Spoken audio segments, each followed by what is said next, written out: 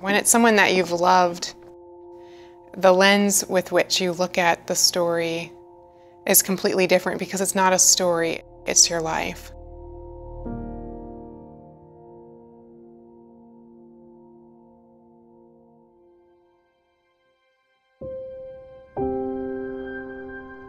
That was a gorgeous day. It was one of those Indian summer kind of days when you're still holding on to the beauty that's around you.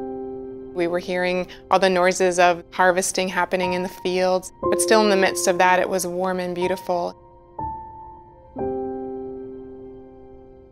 We walked down to the bus stop with the kids, and he kissed them and said that he loved them.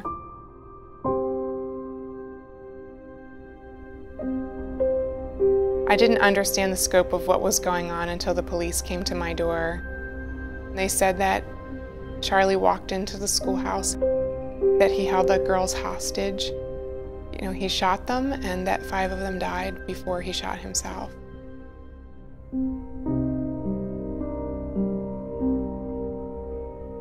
You know, to know that the man that walked down to the bus that morning and kissed his own kids and said that he loved them was capable of hurting someone else's children was unfathomable, yet there was no way to say that it couldn't happen because it just had.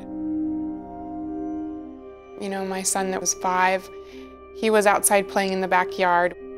The windows were open, the breeze was blowing in, the sounds of their laughter and playfulness in the backyard, and I just soaked in that moment thinking, is this going to be the last time I ever hear this? In a matter of minutes, I'm going to have to shatter their world and tell them something no parent would ever want to have to say. And am I ever going to hear them laugh again? And so I drew them in. We just sat there together in the silence of that moment, almost as if we were quiet enough, the world would change. But it didn't.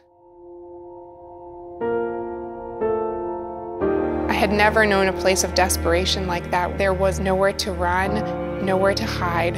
There weren't any real answers. I mean, I was being looked on by the world to give some kind of answer, but for me, there was no one to go back to except for the Lord.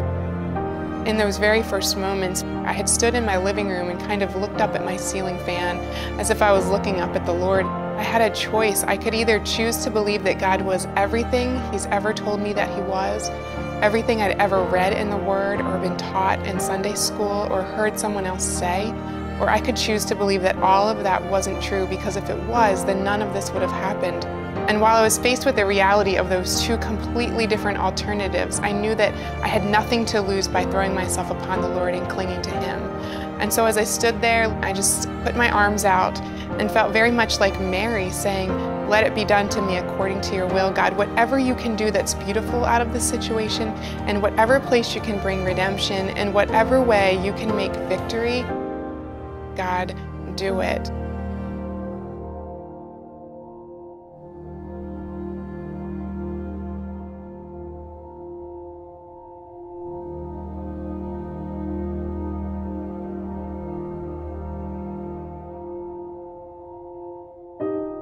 It doesn't matter what your circumstances are, God's in the midst of them.